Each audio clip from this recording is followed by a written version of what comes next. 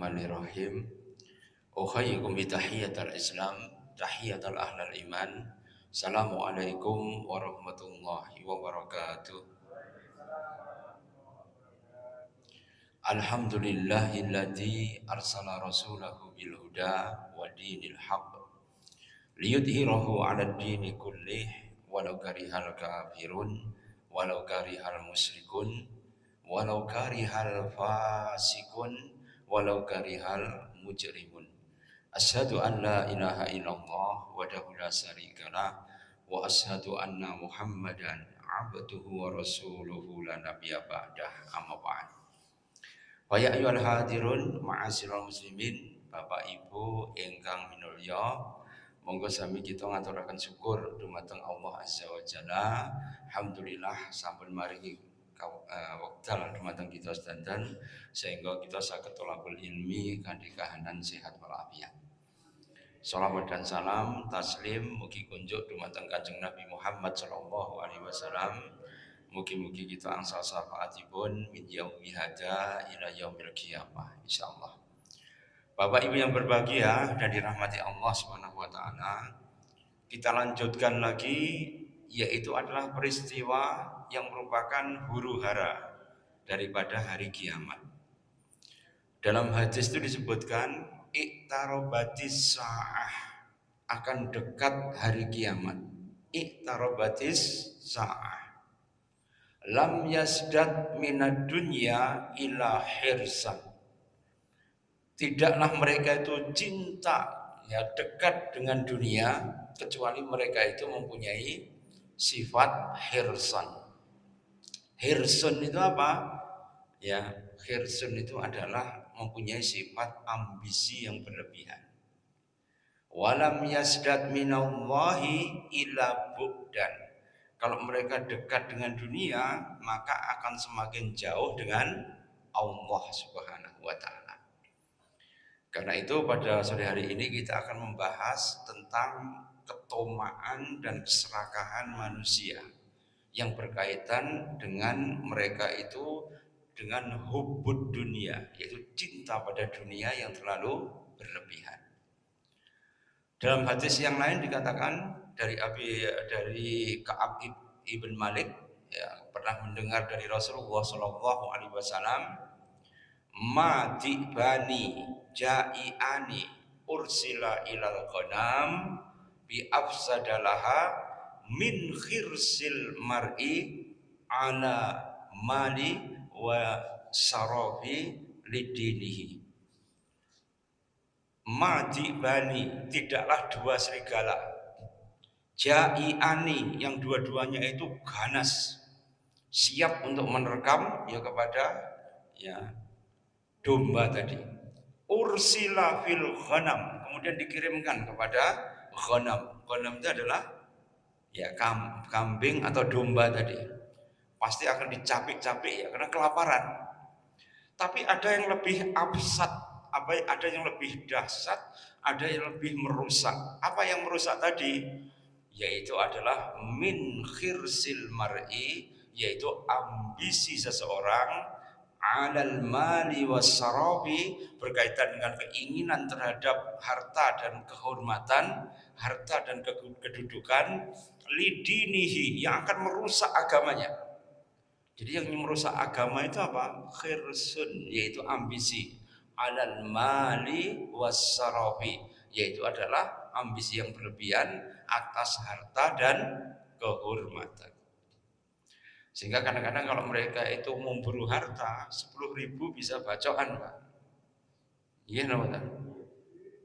Masalah kehormatan itu bisa carok kalau di Madura. Ya, hanya gara-gara kemudian istrinya digoda atau kemudian disuit-suiti saja, mereka itu akan bisa, ya, mengangkat celurit untuk carok. Jadi ma'asyiral muslimin, ini adalah gambaran kadang-kadang masalah sepele dunia itu menjadi keriwian dan digerojokan. Karena itu wong Jawa itu biasanya mengatakan melek gendong lali. Melek gendong lali itu apa? Orang kalau sudah rasa kemopilian, ini biasanya lupa dengan segalanya. Karena itu kalau orang itu sudah mempunyai kekayaan yang luar biasa, maka biasanya lupa dan wedi kehilangan daripada kekayaannya tadi.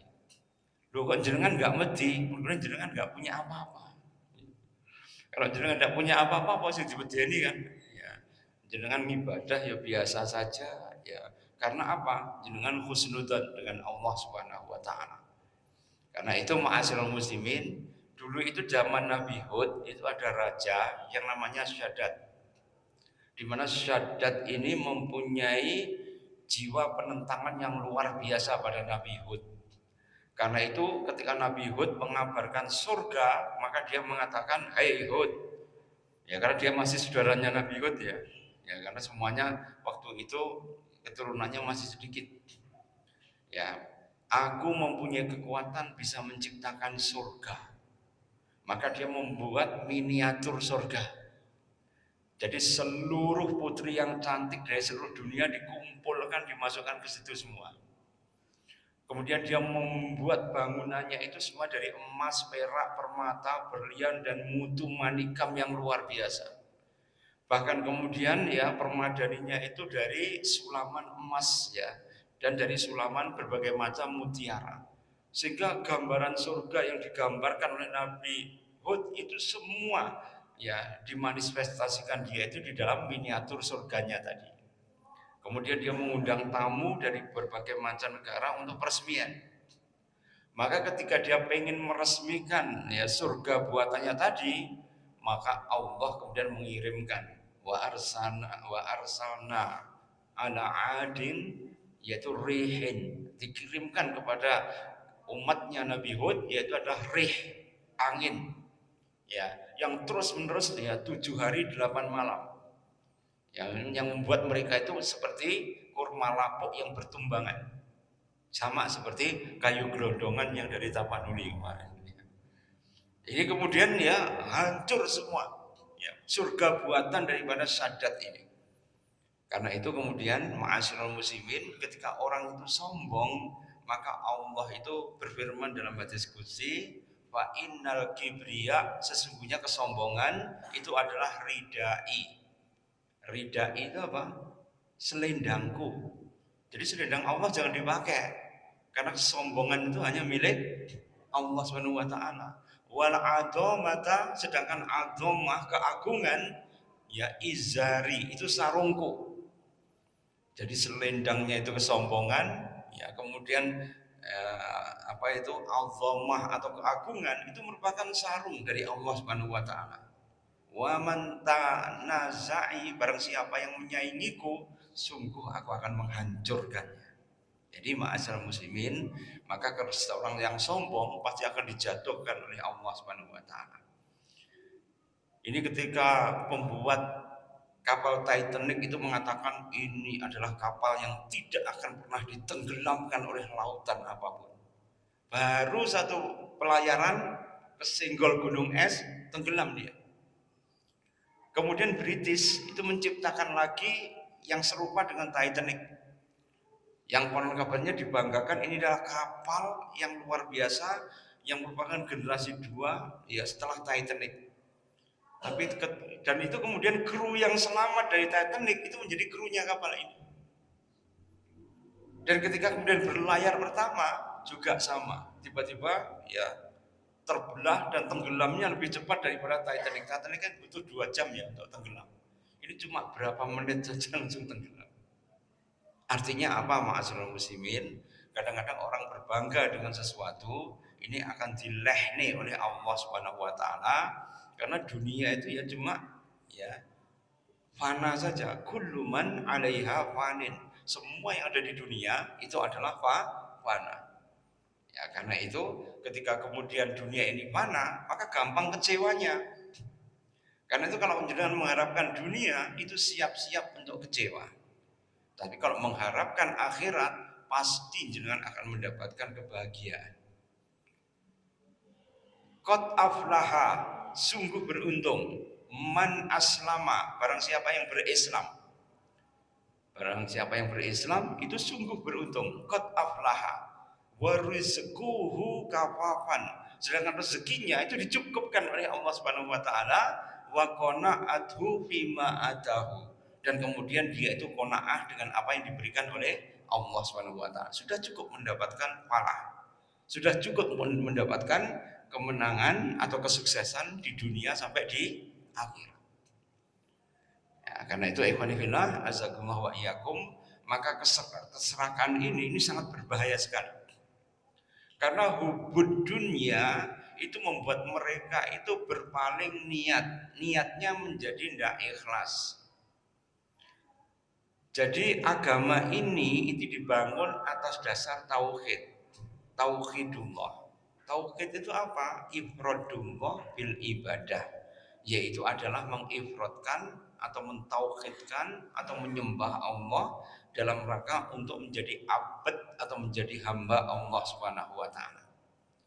Kira-kira kalau kemudian orang itu baca madilognya Tan Malaka, itu kan ada materialistis, ya, kemudian juga ada dialogis, dan kemudian ada logika. Jadi semua yang berkaitan dengan alam semesta itu dilogikakan semua. Ujung-ujungnya apa? Masuk ke dalam filsafat yang namanya materialistis. Semuanya hanya diukur dengan kebendaan. Kalau kebendaan saja itu sama yang disebutkan dalam Al-Qur'an, wa qalu ma hiya hayat dunya illa dahr. Maka kami hidup di dunia hanya sebatas dahrun saja. Dahrun itu apa? Masa saja. Begitu sudah meninggal, ya sudah selesai urusannya. Tapi dalam Islam masih ada yang namanya al-hayatu qoblal maut, yaitu adalah hidup setelah mati. Yang itu tidak diimani oleh orang-orang kafir. Sehingga kalau orang kafir itu tidak beriman kepada ya alam barzah, al-hayatu qoblal maut, maka dia akan menjadi orang yang kemudian ya sedih sekali. Karena apa? Gak ada pengharapan. Jadi yang membuat orang hidup itu apa? Harapan. Coba seorang induk itik itu mengajari anaknya itu supaya dia kuat menghadapi cobaan hidup. Itik liar itu kalau di alam liar melatih anaknya itu kemudian dia berada pada jurang yang tinggi. Kemudian induknya itu ya menjatuhkan diri ke bawah. Diikuti oleh anak-anaknya. Maka anaknya yang punya sifat pemberani itu yang hidup terus. Sedangkan kalau kemudian ada bebek yang kemudian celingus, isinan, kok orang gelem nyeblok, itu nanti biasanya mati duluan. Bayangkan, ini di dunia alam saja sangat keras sekali. Jadi mereka harus menjatuhkan diri dari tempat yang tinggi dulu, kemudian diikuti oleh anak-anaknya supaya apa? Ya, supaya kemudian anaknya itu menjadi kuat. Nah sekarang ini ada Pak Guru Mansur yang hanya nyekel badu muridnya, dituduh pelecehan, dituntut 5 tahun. Itu kan berarti memanjakan anak kan? Iya pada di PTUN kan, dituntut, dan itu saksinya cuma satu, ya anaknya itu cuma jenengan jadi guru. Loh le nyapa koyo nglentruk panas toh, didemak ya badu dituntut sebagai pelecehan seksual. Itu nanti akan membuat anak menjadi apa? Anak yang manja sekali. Generasi stroberi. Tahu ya stroberi? Oh munyur-munyur ya, merah merona begitu ya. Tapi cowok kan ya, kok nyekele itu kemudian terlalu keras, apa bonjrot tadi. Karena apa? Lemah saya, namanya generasi stroberi. Kelihatan dari jauh saja kelihatan ya glowing luar biasa, tapi kalau sudah didekati ya bahkan menerima cobaan tidak akan bisa kuat. Masalah kita sekarang ada di sini, sehingga mereka tidak mempunyai namanya empati. Bayangkan orang kesusahan, bantuannya dilempar lewat helikopter, ya rusak kabeh berarti. Kan nggak punya empati kan? Atau kemudian dibariskan helikopter wis mudhun, semua penduduk dibariskan, di foto, baru helikopter orang ngeduk bantuan malah munggah nih, dijajak konten. Baiknya orang yang kemudian sudah apa luwe 3 hari ya mereka tidak makan ini setelah pasca banjir tadi. Masih kemudian ya dibuat main-main seperti tadi. Jadi ma'asyiral muslimin, kenapa kok tidak mempunyai empati? Karena mereka tidak mempunyai tauhid ya yang kuat. Karena agama Islam itu dibangun di atas fondasi tauhid supaya apa? Muncul yang namanya keikhlasan. Wa ma umiru illa liya'budullaha mukhlishina lahud din. Jadi mereka itu kemudian dilatih tauhid supaya mereka itu muncul yang namanya keikhlasan. Kalau sudah ikhlas krono Allah Subhanahu wa taala menghadapi masalah yang pelik, dia gampang menyandarkan dirinya itu pada Allah. Wa may yatawakkal fa huwa hasbuh. Barang siapa yang bertawakal mesti dicukupkan oleh Allah Subhanahu wa taala. Karena itu kalau orang bertawakal mesti dia kemudian ya senantiasa wa anibu ila rabbikum, maka dia kemudian akan senantiasa menuju kepada Allah dan menujunya tidak kemudian apa dengan lambat enggak, tapi fafirru ilallah. Coba jenengan sering ya di tarekat Wahidiyah itu kan ya ada apa itu di belakang mobilnya itu kan fafiru ilallah. Cepat-cepatlah kamu menuju kepada Allah Subhanahu wa taala. Itu karena apa? Karena kita berusaha untuk tawakal. Akarnya apa? Tauhid. Buahnya apa? Keikhlasan. Ya. Kemudian harumnya apa? Amalan. Dari bunga-bunga bermekaran keikhlasan tadi muncul bau yang bisa dirasakan oleh semua orang, itu namanya amal. Amal kalau ikhlas pasti diterima oleh Allah Subhanahu wa taala. Karena banyak orang tuh yang main konten itu. Ya kudune langsung memberikan bantuan malah ngangkut beras. Dipoto ngalor ngidul ngetan kulon. Sedangkan penduduk itu sebenarnya yang mereka siapkan apa? Kompor kan ya enggak ada. Iya pada ya air juga kotor semua. Bahkan kemudian kalau kita melihat semua infrastruktur untuk masak itu udah enek. Tidak dikai beras sih loh. Arep masak terus piye? Kan dia angel. Harusnya apa? Kurma. Kalau kurma kan jelas kan. Begitu kurma kan nggak usah dilepas, nggak usah dikupas, ya langsung kemudian dimakan, kalorinya juga asli, langsung bisa menguatkan kan enak. Bahkan kemudian mungkin diberikan ya biskuit dari gandum. Kalau biskuit biasa itu gampang kena jamur. Tapi kalau biskuit dari gandum itu tahan lama sampai berminggu-minggu. Kenapa nggak diberikan bantuan itu? Dikasih Indomie, dan kok masake lho apa? Ya, airnya kan ya masih kotor, harus nyaring dulu. Taruhlah airnya bisa, tapi kompornya, gasnya yang semua transportasi terputus. Jadi ma'asyiral muslimin, inilah kalau amal itu harus kemudian amal yang cerdas. Ya, jadi bukan amal yang syukur beramal saja. Kaum muslimin itu harus cerdas. Pernah kaum muslimin itu kemudian ya mengepung sebuah benteng itu ya berbulan-bulan itu tidak bisa dijebol oleh kaum muslimin. Maka ketika benteng tidak bisa dijebol oleh kaum muslimin, maka kemudian para panglima itu mengevaluasi prajuritnya. Apa sunnah yang kemudian dilupakan oleh prajuritnya? Tawanyai satu persatu, ternyata mereka itu tidak siwaan. Ya hampir semuanya itu lupa membawa siwak. Akhirnya kemudian mereka disuruh siwak bareng-bareng itu dari pasukan yang kanan sampai kiri itu siwak semua di hadapan musuh. Musuhnya langsung menyerah, Pak. Ya, kenapa kok menyerah? Wah, kaum muslimin ini wis mangan kayu kok. Kalau mereka sudah makan kayu kan nekat ini ya. Berarti orangnya sudah kelaparan, nanti maju ke benteng. Wah, ya korbannya banyak sekali. Akhirnya pemimpinnya ya sudah wes, kami menyerah. Ya.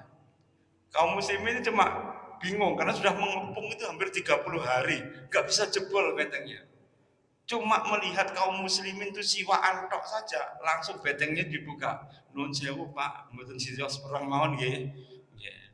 Kami menyerah dan berani membayar jizyah. Jizyah itu adalah pajak perang. Ketika membayar itu sudah perangnya selesai.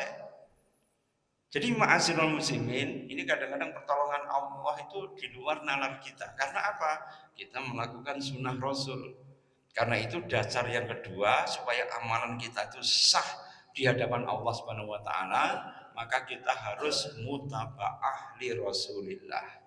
Harus mengikuti apa-apa yang menjadi contoh dari Rasulullah.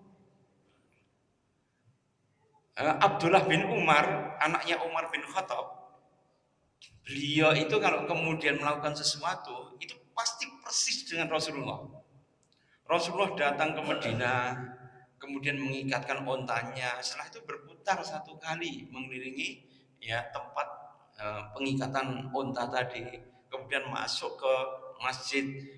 Itu semua gesturnya Rasulullah diikuti sepenuhnya oleh sahabat Abdullah bin Umar. Bahkan beliau itu ketika kemudian tiba di daerah Wadi Muhasir, di mana di situ pasukan bergajah pernah dihancurkan oleh Allah, maka Rasulullah cepat-cepat kemudian setelah itu menuju ya ke daerah Mina, maka ya Rasulullah itu biasanya kencing. Nah, ketika kencing itu biasanya beliau ya, mencari tempat di mana ada pohon kurmanya, kencing, istinja, kemudian baru kembali ke rombongannya tadi.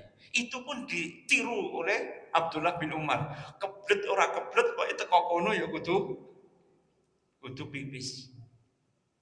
Ya, untuk apa? Itba kepada Kanjeng Nabi. Ya, karena itu ma'asyiral muslimin, kunci untuk kemudian kita itu bisa tidak khirsun minad dunia, yaitu ambisi terhadap dunia, kita mengikuti Kanjeng Nabi tadi. Supaya apa? Supaya kemudian amalan kita itu diterima. Cilik onek mentes kan luar biasa. Wala tahkirona minal ma'rufi sayan. Jangan meremehkan amalan meskipun itu hanya kecil-kecil saja. Karena itu ma'asyiral muslimin, penjajah itu pengen bercokol di Indonesia itu sudah lama. Karena itu mereka mengarang kitab-kitab yang membuat kita tidak bangga dengan tokoh-tokoh kita. Di dalam Pararaton itu disadur oleh pujangga istana, sehingga rontalnya saja tidak ditemukan, tapi turunannya yang ditulis oleh pujangga itu ada. Di dalam itu dikatakan bahwa Ken Arok itu perampok, penjudi, ya, lahir dari perzinaan, ya. Karena istrinya ya, Gajah Woro itu adalah Ken Endok, yaitu kemudian ketika berada di dalam sebuah jalan itu tiba-tiba kemudian diperkosa oleh Dewa Suryo. Jadi dewane geragas ya Pak. Dewa saka dhuwur moro-moro meduk ya, kemudian berhubungan dengan Ken Endok, saya melahirkan Ken Arok. Karena takut dengan suaminya, akhirnya kemudian dibuang di kuburan. Nah, setelah di kuburan itu diopeni oleh ya Lembong. Lembong itu tukang judi. Diajak judi sampai elek, sampai kemudian dia menjadi pemimpin perampok dan ketemu dengan Ken Umang yang merupakan perampok yang ada di daerah Pakesaji. Ya, menikah akhirnya kemudian ya beliau itu ya diangkat menjadi prajuritnya Tunggul Ametung, terus delok Ken Dedes adus. Jadi ceritanya ini cerita ya ngoyowo itu ternyata kemudian menurut penelitian Profesor Agus Sunyoto dari UM, beliau profesor sejarah tapi sekarang beliau sudah meninggal ya. Ya, beliau itu kemudian mengamati bahwa ini merupakan bentuk degradasi dari mental, supaya para pejuang itu mengatakan, loh kamu ngaku keturunannya Mojopahit, ngaku keturunannya Singosari, wih loh nenek moyangmu itu penjahat. Iya pada, oh nenek moyangmu itu adalah penjudi, oh nenek moyangmu udah ngerebut bojone wong. Kan itu ada Tunggul Ametung kemudian ya, coba bandingkan dengan negara Kertagama yang asli ditulis di zaman Mojopahit. Di situ disebutkan bahwa Ken Arok itu tidak ada. Yang ada apa? Rangga, ya, ya Rangga Rajasa Amurwa Bumi. Sebutan dari raja yang mendirikan ya, apa itu yang mendirikan Singosari tadi. Jadi nggak ada yang namanya Ken Angkrok. Jadi bukan Ken Arok lah itu. Tulisannya di dalam kitab Parata itu Ken Angkrok. Ya, luweh apa? Luweh aneh lagi. Apalagi Kidung Sunda. Kidung Sunda itu ditulis oleh seorang penjaga istana suruhan ya orang Belanda yang itu kemudian menceritakan tentang perang Bubat. Perang di mana ya si Baduga Maharaja itu ngeterni putrine Diah Pitaloka untuk dinikahi Hayam Wuruk. Sampai di Bubat Lamongan itu Bubat kan jadi babat itu loh. Itu kemudian ketika bertemu di situ ya kemudian Gajah Mada tiba-tiba pengen ya dia itu ya menguasai si Baduga Maharaja. Ujung-ujungnya apa? Langsung kemudian diserang mati semua utusan ya Pakuan Pajajaran. Maka kitab Kidung Sunda ini kalau kemudian dicocokkan dengan kitab yang ada di daerah Sunda dalam bentuk apapun, ora enek. Ini buatan asli, buatan Belanda. Misalnya saja apa itu kitab Babat Kediri. Jangan tahu Babat Kediri yang webal itu ditulis oleh siapa? Oleh seorang yang jaksa yang diutus oleh Belanda untuk menulis tadi. Menulisnya dari mana? Dukun yang kesurupan. Jadi Belanda itu memanggil dukun yang kesurupan, kemudian dibacakan mantra, namanya disotren. Tahu ya sotren ya? Sotren itu kayak permainan jai langkung itu loh ya. Ya, dengan kemudian permainan roh itu sebenarnya warisannya daripada orang Yahudi. Jadi orang Yahudi itu di setiap loji itu mengajarkan pemanggilan roh. Yang sebenarnya pemanggilan roh itu bukan memanggil roh tapi memanggil jin. Paham ini ya? Karena di daerah Praha, Cekoslovakia, itu komunitas Yahudi Gypsy itu menciptakan makhluk yang namanya golem. Lah golem ini itu patung tanah liat kalau dimantra-mantrai itu bisa menjadi makhluk yang hidup pada malam hari. Siapa yang menggerakkan makhluk tadi? Kira-kira siapa? Jinnya itu. Karena apa? Disembah oleh Yahudi, diberikan sesajen, diberikan penghambaan, akhirnya kemudian jin itu ya mau melakukan perintahnya, tapi kan imbalannya apa? Kemusyrikan. Iya benda. Lah orang kita dulu juga begitu. Sehingga zaman wali itu kenapa? Kemudian walinya cuma 9 saja melawan pendekar Nusantara yang ilmunya dodeng katanya, itu akhirnya kemudian ya semua ilmu kan tambar semua, iya pada. Dulu ada lembu sekilan, itu kalau kemudian ya ketemu dengan orang Islam diwacakan sholawat saja mancep itu kerisnya. Orang sido lembu sekilan. Loh kenapa kemudian ada pertarungan dahsyat tadi? Karena umat Islam itu tergoda untuk mempelajari ilmu tadi. Aji Joyo Kawi Jaya. Ujung-ujungnya apa? Podo malian, podo sirike ya. Ya, sedangkan kalau dia murni tauhid, Pak insya Allah ya. Hanya dengan doa sederhana Bismillah, ilmu itu sudah tambar sebenarnya. Karena itu Rasulullah mengatakan ketika sahabat itu naik onta, tiba-tiba ontanya itu keperosok pada sebuah lubang, maka kemudian sahabat tadi berteriak, wahai kasaitan, sungguh celaka setan. Maka oleh Rasulullah ditegur, jangan mengatakan seperti itu, tapi katakanlah Bismillah. Kalau kamu mengatakan celaka setan, setan itu akan berubah menjadi sebesar rumah. Tapi kalau kamu mengucapkan Bismillah, maka akan mengecil seperti semut. Ayo kan cuma Bismillah saja. Coba sampean dideni gitu. Moro-moro kan jangan dituweni kok mau ayat kursi, kami serontonan apa enggak? Ya. Banyak yang kami serontonan ya. Ya, ketika kemudian orang itu masuk ke situ, ya, itu sudah ngeri duluan. Dulu kita mau meruqyah tempat ya, katanya tempat angker mau dijadikan tempat bisnis gitu. Itu kalau kemudian ditinggal, itu tiba-tiba ada yang ngerek, kan ada sumurnya kan. Itu tiba-tiba ada yang seperti yang ngerek, ada yang menuangkan air dan sebagainya. Kalau diparani udah ada. Setelah diruqyah, ya itu ternyata kemudian hilang. Kita pulang dari ru'ya moro meleh. Ya, begitu terus saja. Makanya sing ru'ya ya kesel Pak men. Ditelepon iki pripun iki pekerjaane gak gelem apa? Ya, bekerja kenapa? Diwedeni tadi. Nah, ujung-ujungnya kemudian loh ini ya kenapa kok seperti itu? Nah, akhirnya kemudian Ya, tanya informasi, ya, ternyata apa? Ada yang kemudian melakukan ritual itu dulu, itu ada orang yang menanam kepala babi itu di situ.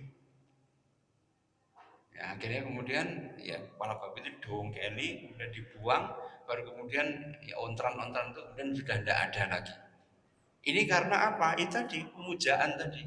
Selama pemujaan tadi itu dipusatkan pada sesuatu yang ditakzimkan, yang diagungkan, yang kemudian dianggap sebagai entitas yang kemudian itu bisa memberikan manfaat dan madharat, kita sudah niat kita itu sudah melenceng tadi.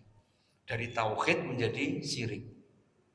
Jadi begitu mudahnya hati itu terombang-ambing. Karena itu doa kita apa? Ya muqallibal qulub, sabit qulubana ala dinik. Wahai yang membolak-balikkan hati, tetapkanlah diriku itu dalam agama yang lurus. Agama yang lurus apa ya? Agama tauhid tadi. Ya muqallibal qulub, sabit qulubana ala taati. Wahai yang membolak-balikkan hati, tetapkanlah hatiku dalam keadaan taat kepada Allah Subhanahu wa taala. Itu doa katanya Ummu Salamah, istri Kanjeng Nabi Muhammad SAW, itu dibaca terus-menerus. Sehingga kalau kita melihat ya manusia itu kenapa? Kalau kita lihat itu semakin kecil dan penyakit semakin banyak. Jenengan tahu kenapa zaman dulu itu orangnya kok raksasa semua? Umatnya Nabi Hud yang paling pendek itu berapa? 25 meter. Itu paling pendek itu. Ya, 25 meter itu kira-kira tingginya seberapa itu? Ya, sak menara itu, Pak. Ya, sak wit kambil. Tapi yang paling tinggi bisa sampai 100 meter. Sedangkan Nabi Adam sendiri itu tingginya cuma 30 meter. Loh, kenapa kok mereka itu tinggi-tinggi semua? Karena mereka itu makanannya banyak yang daging. Nah sekarang ini makanan kita kan mengalami revolusi ya. Dulu makan kita kan daging kan melimpah kan.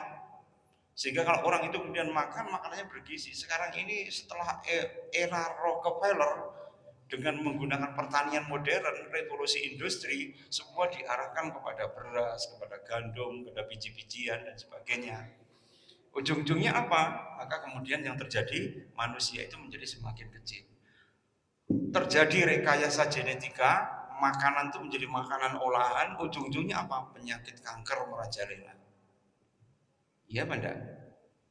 Coba dulu itu kalau orang sakit itu jarang kemudian pelanjaran. Tahu ya pelanjaran? Benjolan di ketiak, benjolan di selangkangan. Iya Banda? Dulu kan ketika zaman tahun 70-an, 80-an, zamannya Pak Pir cek remaja ya mungkin ya. Ya, itu panas titik wis bengkak semua, pelanjaran. Meskipun sikile gur tatu titik wis pelanjaran. Karena apa? Daya tahannya yang menurun. Kalau orang zaman dulu itu tidak seperti itu. Karena apa? Recovery tubuhnya itu cepat sembuh sekali. Karena apa? Pola makan ya dan kemudian pola tidur.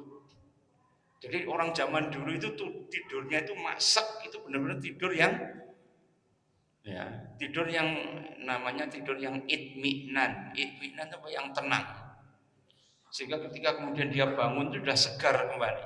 Jangan pernah mengendarai mobil ya. Kemudian kau kesal sekali jangan masuk di rest area. Kemudian geledak sebentar. Tang itu kan seger tuh.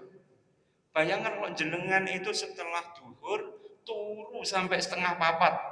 Kira-kira awake loro kabeh no betul. Loro kabeh, Pak. Bedone apa? Tidur sejenak di mobil karena kita habis bekerja kan, kemudian sejenak tidur itu jauh lebih baik daripada kita itu tidur terlalu lama. Kalau orang itu bangunnya kesiangan, kemudian dia tidur kok lama sampai ya ngelewati duha, ini biasanya akan tubuh itu mengalami penurunan seluruh hormonnya. Sehingga kalau dia luka, tanda daripada ya dia daya tahannya rendah, yaitu adalah limfatiknya itu membengkak. Karena apa? Menciptakan antibodi untuk menambah, mendongkrak supaya daya tahannya itu menjadi lebih tinggi. proses untuk kemudian membuat daya tahan lebih tinggi dengan memproduksi antibodi dalam jumlah yang banyak, itu tugasnya limfa. Akhirnya limfanya membengkak. Paham ya nih? Makanya jangan anak kecil, lagi kok kini ini membengkak anakku. Kan ada anak kecil aja membengkak kan? Belakang telinga juga bengkak. Ada kelenjar kecil-kecil. Kalau sudah agak dewasa dikelek, ya atau di selangkangan. Atau kemudian kalau wanita kadang-kadang di payudara, ya, kayak menteng-menteng gitu. Hampir semuanya. Kalau daya tahan kita itu turun, maka kelenjar itu akan bekerja sangat keras sekali.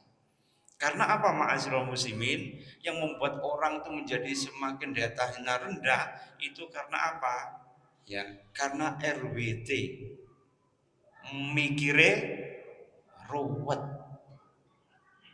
Bayangkan ya, kalau dia kemudian istilahnya ingin sekali sesuatu, nggak punya, kan sekarang ada judol, ya, ada pinjol, kan gitu kan? Dan itu ternyata bunganya sangat tinggi sekali.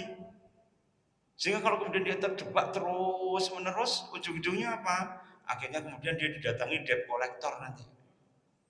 Itu sebenarnya kan menjebak ya, apa itu pinjaman-pinjaman itu, karena apa? Bunganya terlalu tinggi, ma'asyiral muslimin. Ya, karena itu sebagai kaum muslimin, ketika kita pengen hidup kita itu afiah, afiah itu apa? Mendapatkan kesejahteraan dari Allah Subhanahu wa taala, maka kita harus beramal itu sesuai dengan sunnah Rasul. Sunnah Rasul ada qailullah. Maka kalau kita lakukan, kita menjadi lebih sehat. Sunnah Rasul ada yang namanya ya berzikir setelah subuh. Untuk apa? Mencegah supaya manusia itu enggak tidur. Karena itu kan orang yang sholat subuh kemudian ya berzikir sampai kemudian waktu syuruk tiba, kemudian dia sholat syuruk, maka pahalanya seperti haji umroh 3 kali sempurna. Rasulullah mengatakan sempurna 3 kali. Artinya apa ma'asyiral muslimin? Pahalanya banyak. Coba sekarang itu kalau kita nyimpen haji, ya nyimpen duit untuk haji itu kan dipanggilnya lama, apalagi cuma ndonga tok orang lebok-lebokne duit. Ya luwe suwe meleh niku ya. Kalau kita harus masukkan baru kemudian kita tawakal, mungkin Allah akan memberikan bantuan lewat apa gitu kan kita tidak paham. Tapi kalau belum daftar, belum ada kerentek ya angel ditulungi ya. Tetap harus ada yang namanya usaha. Maryam itu ketika habis melahirkan, nggak ada air, nggak ada makanan, maka Allah menurunkan rutab. Dan rutab itu bukan gratisan. Disuruh oleh malaikat Jibril, ya Maryam itu supaya menghentakkan kakinya itu di pokok kurma. Saya pas haji itu nyoba, wah rutabnya bisa jatuh.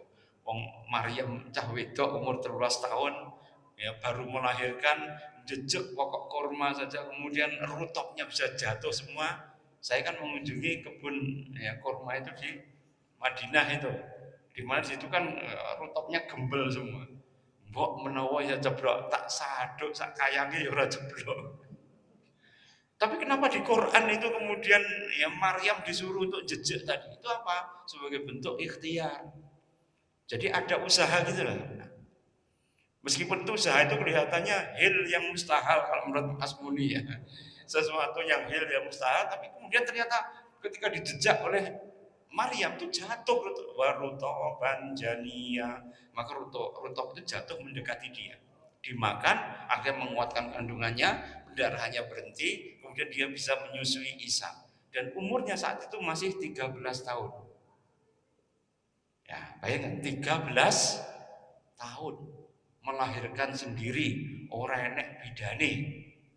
Nah, itu kalau menurut Kemenkes itu sudah ya, menyalahi klausul itu karena semua warga harus dilahirkan oleh nakes, nggak ada nakesnya nih, ya langsung melahirkan sendiri. Ya, jadi ma'asyiral muslimin ini merupakan ya sebuah cobaan dari Allah Subhanahu wa taala bahwa amal itu harus ada ikhtiarnya. Meskipun ikhtiar itu kelihatannya tidak berjanji, tapi di sisi Allah itu suatu keharusan. Orang mau jadi penulis, tapi mau mulai menulisnya suwi, ya orang jadi penulis itu.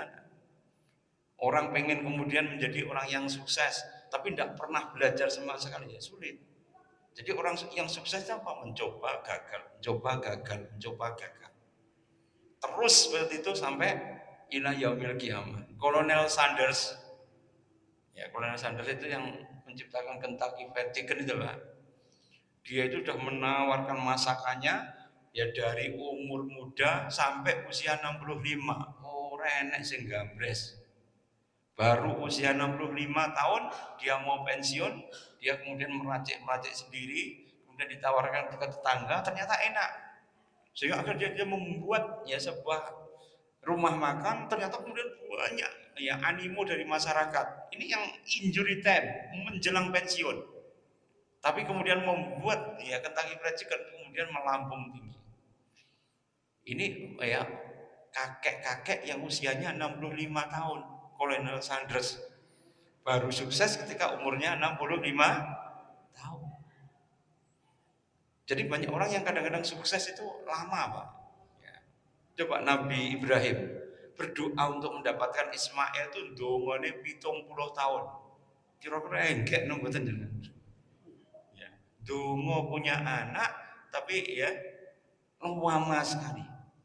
Itu untuk membuka supaya Nabi Adam itu punya anak lagi. Anaknya Nabi Adam kan beliau mempunyai 4 istri ya. 2 itu istri yang pertama itu adalah Sarah, Hajar, kemudian yang kedua itu adalah orang Arab. Dan dari orang Arab itu dia mendapatkan anak sebanyak 11, termasuk Madian. Lah Madian itu menurunkan bangsa Madian, dan bangsa Madian itu menurunkan 2 nabi, yaitu Nabi Syuaib dan Nabi Handolah. Dua-duanya adalah penyembah ya Ashabul Aikah. Aikah itu apa? Semak-semak. Dulu ya, Nabi Adam itu menanam 7 pohon yang itu menjadi pohon yang besar rimbun sekali. Bukannya ya dijadikan ya, apa itu sebagai bentuk rasa syukur karena bisa menaungi mereka dari ya, padang pasir yang sangat tandus sekali, malah disembah. Maka mereka disebut sebagai al-askabul aikah, yaitu penyembah ya pohon yang ya, seperti semak-semak tadi. Jadi ma'asyiral muslimin, maka ketika kita kemudian ya berusaha untuk tidak hubud dunia, maka kita harus kemudian mengikuti sunnah Rasulullah. Tapi mengikuti sunnah Rasulullah itu bahayanya 2. Apa itu bahayanya? Riya dan sum'ah. Jadi kalau beramal itu riya, habis semua. Kalau orang itu kemudian sum'ah atau ujub, habis semua amalannya. Coba dalam hadis itu dikatakan innal ujba yahbitul a'mal sittina sana. Seseorang itu kalau ujub 60 ibadahnya 60 tahun itu habis semuanya. Jenengan dapat Lailatul Qadar itu berapa tahun? Ya, 1000 bulan itu berapa? 53 tahun. Tapi jenengan ujub 1 kali wis dikurangi 60 tahun. Dengan ujub 2 kali dikurangi 120 tahun. Kira-kira badi napa tekor jenengan? Itu cuma ujub saja, belum sombong, belum sum'ah, belum riya. Ya, belum jenengan itu kemudian drengki. Ingat ya, dengki itu memakan kebaikan sebagaimana kayu yang memakan api yang memakan kayu bakar. Habis. Wa iyyakum wal hasada. Fa innal hasada ya'kulul hasanati kama ya'kulun narul khatab. Jauhilah dengki, karena dengki itu memakan semua kebaikan sebagaimana api yang memakan kayu bakar. Habis amalan jenengan. Coba kalau digerogoti dengan hasad, digerogoti dengan sum'ah, digerogoti dengan takabur, la yadkhuluna jannah man kana fi qalbihi misqala minal kibrin. Tidak masuk surga orang yang kemudian di dalam hatinya ada sebiji zarah kesombongan. Kesombongan itu merupakan bentuk daripada handicap, penghalang kita untuk masuk surga. Sudah sombong, ujub, sum'ah, dengki, serai, drengki, jahil, metakil, wong Jawa ya bablas semua nanti. Ya, karena itu ma'asyiral muslimin, ini kadang-kadang kalau kita melihat pejabat kita pada era sekarang ini kan senengannya apa? Ya, Senengannya itu buang tilas. Tahu yang buang tilas? Buang tilas itu ya seakan-akan dia tidak berdosa. Ya. Kemudian tinggal gelanggang, colong, lain. Tidak mau disalahkan. Gak mengatakan ha anaza, inilah aku. Kalau kemudian Perdana Menteri Thailand ada yang mati 167, dia minta maaf tuh dengan baik-baik kepada rakyatnya. Nuwun sewu, sangat sakit nulung 167 meninggal karena apa? Banjir yang di Thailand. Kita sudah tembus 700 itu. Wah, ini banjir nih ya, bukan disebabkan ya karena deforestasi atau penebangan hutan. Ini disebabkan karena cuaca yang ekstrim. Ya. Sedangkan bukitnya gondol kabeh. Sedangkan ini bukan dari pembalaan liar, kayu-kayu ya belasah teng pundi-pundi. Nggih mboten? Oh, ini tumbangnya karena lapuk. Ya lapuk kok potongannya presisi pol semua. Ya, kan bentuknya lok-lok seperti ini, kan presisi semua. Masa ada yang lapuk kemudian ya kayak terpotong-potong seperti itu. Jadi ma'asyiral muslimin, inilah kadang-kadang orang itu tidak punya sifat rujulah. Rujulah itu apa? Kejantanan. Ya, jantan itu apa? Iktiraf anid dzunub. Dia itu iktiraf, berani mengakui kesalahannya. Kalau orang itu mengakui kesalahannya, artinya jadi enteng, Pak. Wong Jepang itu kalau keliru, dulu dalam zaman Togun Tokugawa itu pernah dikepung oleh musuhnya, dia cuma tinggal 200 orang. Tinggal 2000 orang. Dikepung hampir 20.000 pasukan ya Hideyoshi. Ya, Hideyoshi punya pasukan banyak, dikepung, ya para samurainya itu sudah kalah. Daripada malu menyerah, mereka sepuku. Sepuku itu adalah harakiri itu. Dengan apa? Menusukkan ke arah lever, kemudian dipotong ke kanan, potong ke kiri, lambungnya pedot, limpahnya pedot, pendarahan masif, mati dia. Kenapa kok kanan ke kiri? Karena di sini ada limfa. Limfa itu tempat darah. Begitu itu pecah, darahnya keluar, nggak sampai berapa detik itu dia mati sudah. Karena pasokan darahnya yang ada di otak itu langsung keluar lewat limfa semua. Itu namanya seppuku atau harakiri. Karena itu di Jepang itu ada dua samurai ya. Satu samurai panjang, satu samurai pendek. Itu bukan hanya untuk senjata saja, tapi yang pendek itu untuk seppuku atau untuk bunuh diri. Jadi menunjukkan orang Jepang itu sebenarnya punya sifat apa? Mengakui kesalahannya. Jadi timbang kalah ya gitu. Umar Mukhtar, pejuang Islam dari Libya, ketika melawan tentara Itali, maka kemudian ya prajuritnya itu mengikat dirinya itu dengan ya tali ke batu-batu atau ke pohon-pohon. Supaya apa? Kalau dia takut mau lari, dia jadi lari. Sampai kemudian tank-tanknya Itali itu kemudian yang melindas mereka. Tapi mereka kemudian ya berusaha untuk bertahan, mempertahankan benteng tadi. Yang kemudian mempertahankan dengan sungguh-sungguh itulah yang kemudian bisa memenangkan. Ya sehingga ya Umar Mukhtar itu disebut sebagai singa Allah dari padang pasir, Lion of Desert, yaitu singa dari padang pasir, Umar Mukhtar. Yang itu kemudian ketika ditangkap itu beliau dirantai dalam keadaan dia memakai jubah, maka kemudian dipamerkan tuh kayak hewan itu. Dia ditawarkan, kalau kamu kemudian menyerah pada Itali, menghamba, kamu akan aku bebaskan. Tapi kalau kamu tetap menentang, maka kemudian kami akan menggantung kamu. Ya, beliau mengatakan kami tetap berjuang. Akhirnya beliau digantung tadi. Coba kalau orang-orang sekarang digantung apa? Ya dikei kemuliaan, mesti memilih kemuliaan. Kita juga punya kisah kayak gitu.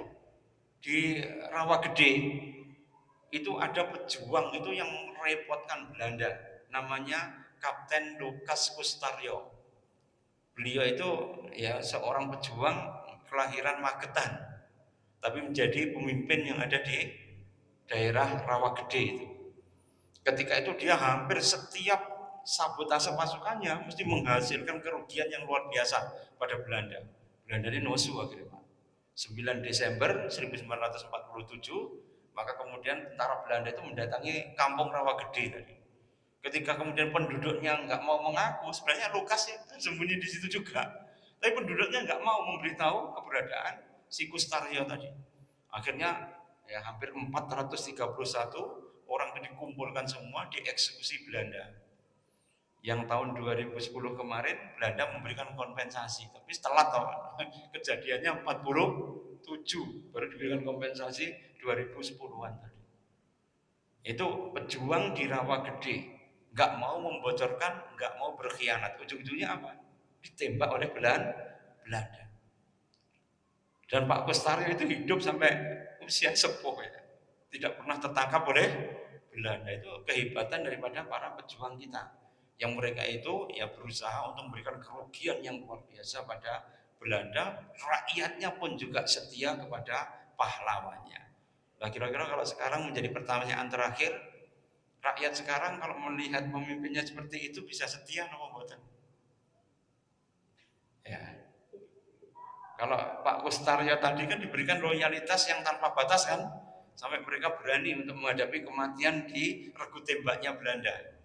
Ya, tapi kalau sekarang sih dibelani apa kan menjadi pertanyaan yang harus kemudian ditumbuhkan lagi semangat nasionalisme, heroisme, ya sense of belonging ya terhadap ya hubul waton minal iman itu meskipun enggak sokeh tapi lumayan lah ya untuk menggerakkan supaya orang itu kemudian bisa berjuang untuk membela agama Allah Subhanahu wa taala. Insyaallah begitu Akibira. Kalau saya ringkas tadi, tauhid melahirkan keikhlasan, keikhlasan melahirkan ketawakalan, ketawakalan itu akan membuat mereka itu ikhtiar sampai pol-polan sehingga mereka itu bisa inabah atau wa'anibu ila rabbikum. Ya kalau mereka salah dan balik, mereka salah dan balik begitu, dan beramalnya harus sesuai dengan sunnah Rasul, menjaga amalan itu tetap tidak keluar dari koridornya, itu namanya taqwallah. Dan taqwallah itu akan melahirkan mutiara yang berharga namanya muraqabatullah, yaitu merasa diawasi oleh Allah. Sebenarnya praktisnya seperti itu tadi Aki bilang. Sehingga kalau orang itu mempunyai ya algoritma tadi ya dari tauhid sampai kemudian muraqabatullah, Pak insya Allah akan selamat di dini wa dunya badal akhir. Insya Allah demikian. Aku qouli hadza wastaghfirullahalazim li wa lakum wallahu muwaffiq ila aqwamit thoriq. Assalamualaikum warahmatullahi wabarakatuh. Kita tutup dengan istighfar dan kemudian kafaratul majlis. Astagfirullahaladzim. Subhanakallahumma bihamdika.